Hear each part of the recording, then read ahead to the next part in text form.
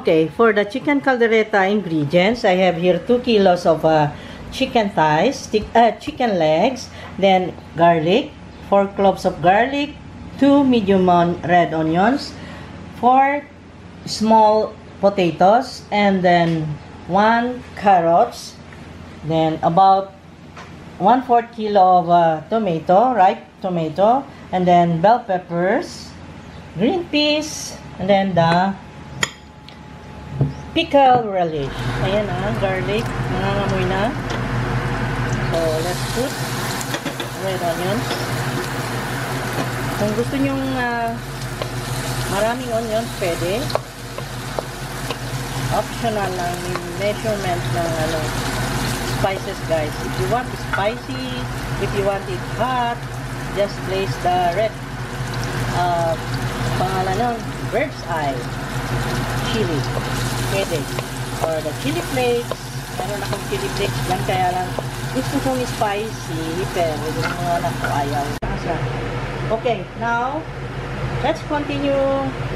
Matay ko sa tip.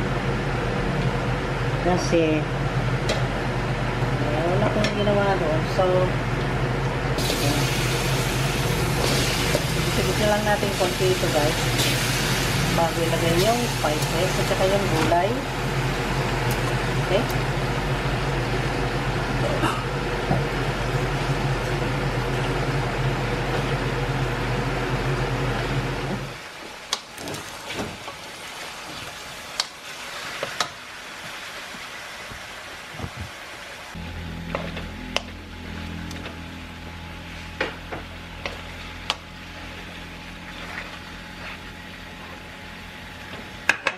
Kamatis, nakalimutan.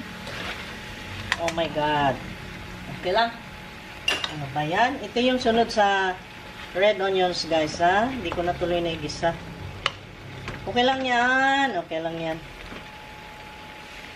Okay, hintayin lang natin na mapisat yung kamatis. And then, let's proceed. Okay? Hindi pa napisat yung kamatis. Okay? Let us proceed. Halo-haluin. Then, ilagay na natin. Naputi-puti na yung karne. Kita nyo naman kung timing na na-add yung patatas. Ito. And then the carrots.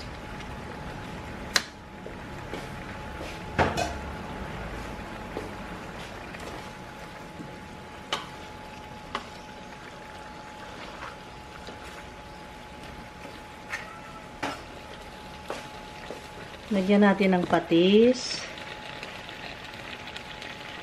2 tablespoons. Ayan, patis.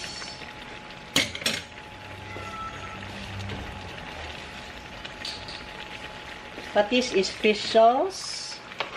Yan, pampalasa natin, guys. Wala yung sugar.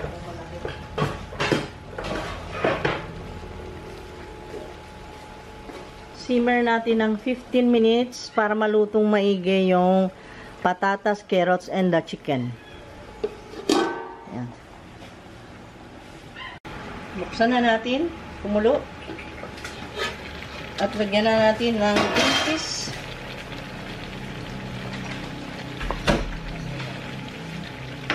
At sinundan ng bell peppers. Ayan.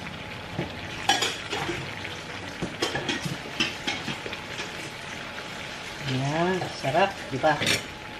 Sarap yan. Haluin na. At lagyan na ng tomato sauce. Ayan.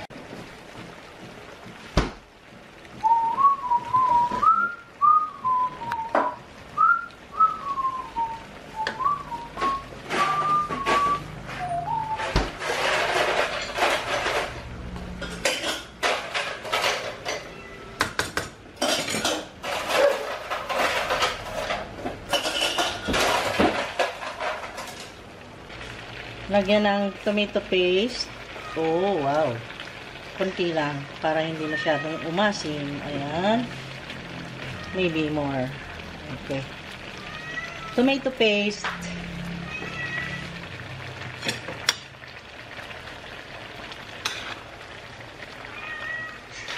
Para maglasang tomato.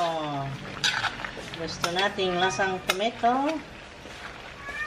Sarap ang tomato. Diba? Concentrate. Okay. Let it simmer this for 15 minutes. Okay. Okay. Add na natin yung mga tomato sauce niya at mga iba pang sangkap. Yan na. Malapit na siyang maluto. Nagre-record ka ba? Sarap nito guys. Fresh tomato, full peeled.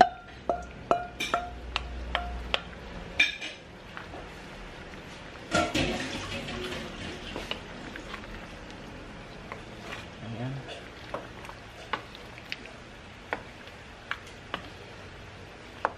Para manuot yung kanyang sarap. Diba? And then, hindi naman kasi yung Filipino style ang ating tomato sauce, so lagyan natin ng brown sugar. Just 1 tablespoon. Okay.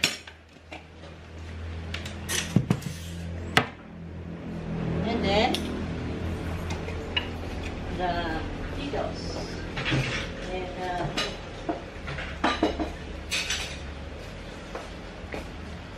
this one, the pickles, guys, konti lang. Maybe 1.5 tablespoon kasi gusto natin maasim. Tamis, asim. Ganon ang lasa ng kaldereta. So, isimmer natin again.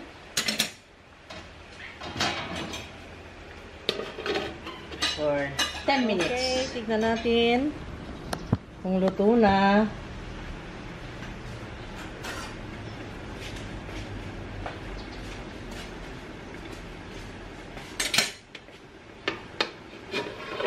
Let's taste. Oh, init. Init, man. Wow, ang ganda ng color. Luto na nga yata. Kulo na ng kulo. And kulo. Ang patatas, okay naman. Kaya lang hindi siya yung lambot na lambot talaga. Kulang pa siya ng 5 minutes. Okay? 5 minutes pa. Mamaya ako natikman. Kasi hindi pa luto yung patatas. Luto na siya pero hindi masyadong malambot. So, another 5 minutes. Tingnan na natin kung luto na nga. Dahil kumain na ng pasta yung mga sakop ko pero hindi pa natikman ito. Tagal daw na luto nito. Wow. Nice. Nagtubig yung karne guys. Because it is frozen. Yan ang tanda natin. Na kapag tayo nagluto ng karne na frozen, ma-extract yung kanyang liquid guys. Ayan, luto na. Wow. This time, yes. Pero tikman ko muna ang lasa. Kung okay ba. Kulang ng asin.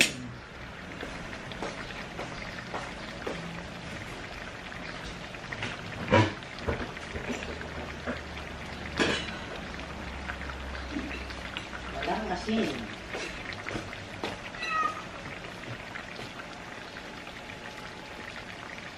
Matabang, matamlay. Okay. About 1 tablespoon of rock salt.